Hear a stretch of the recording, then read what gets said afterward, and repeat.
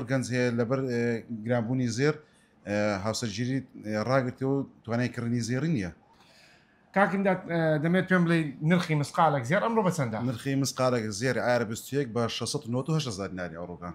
باشە هۆکار چێوە بەرز بووتەوە؟ هۆکارەکە ئەوەیە ئەمریکا گرێوی کردی لەسەر نرخی سوو بۆ وەیەکی دەکە نرخی زێر بەرز بیتەوە لە مانگانی داهاتوودا نرخی زێر بەرزبوونەوەشی پارچا بەخۆی دەبینی بۆ جێری ئەو داتانەیە کە لە پێشسامان سیر دەکەن ڕۆژانە نرخی زێر ڕۆژ بە ڕۆژ بەرز دەبیتەوە. باشە لەگەڵ مانگێک پێش ئێستا نرخی مسقالێک زێر چەند زیاد بووە؟ نرخی مانگە پێشسانەکە مسقالی بە 660 دیناری بوو ئەوڕۆکە 630 دینار مسقالی بەرز بیتەوە لە ماوەی یەک مانگ. بەڵێ بەڵێ. پێشبینی دەکەن تاواکو چەند بڕوا؟ پێشبین تاواکو ئۆنسەی 4000 بڕاتن ئۆنسەی زێر مسقالێک بۆ ئێمە تقریبا 800 بڕاتن.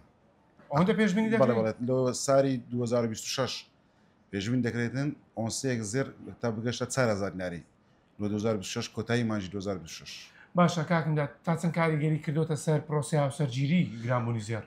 تەمان تاسیری زۆر لەسەر کردیە ئێسانەکە پێشتری خەڵک دەهات زێر بچێ دەکڕی هیچ کەسێک لە 30 مسقال زێر کەمتر نەدەکڕی ئێسانەکە هەمی 5 مسقال و 2 مسقال و زۆرەکەی 15 مسقالە زۆرەکەی نەگە زۆر بە 15 زیاتر نییە.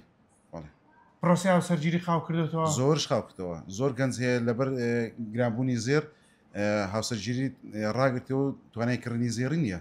ئەمە داوا لە هەموو کەسێک دەکەن داوا لە کەسان دەکەین کەەوە داخوازیان دێتن داوای شش زێڕشی کەم بکەن لەوەی ئەو پرۆسی بەردەوام بی ئەگەر زێر بۆ شوێ گرامیتن و ماری بووچە داوای زێری زۆر بکەن کەزاوە پێی نەکڕی ئیتر خۆ ناکرێتن پرۆسی هاوسەرگیری ڕاوەستینەوەنیە